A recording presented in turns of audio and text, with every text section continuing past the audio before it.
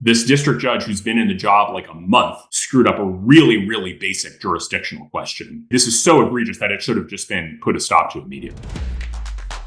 Business Insider reports the U.S. Supreme Court on Wednesday sided against the Trump administration and upheld a lower court's decision to force the release of nearly $2 billion in foreign aid funds. So there are big policy implications of this, but it's also rippled into conversations about the conservative legal project more broadly. Some on the right said, just ignore the order. Well, I just want to get your reaction to everything that played out after this decision from SCOTUS came down. So I think that there's a problem on the Supreme Court, which is that they're a little bit too obsessed with making sure things go through regular order when their lower courts are doing anything but, when their lower courts are wildly out of pocket. There's a reluctance among higher courts to intervene when it comes to temporary restraining orders. And in this particular instance, it seems that Roberts and Barrett were reluctant to quickly put an end to what Judge Ali was doing. And as a result, there's going to be a legitimacy crisis on the court, and there's a lot of problems. I think ultimately, this is actually going to get resolved in the government's favor. I think they have the better of the argument. This should have been struck down from the get-go. The district judge in this instance is so wildly out over his skis.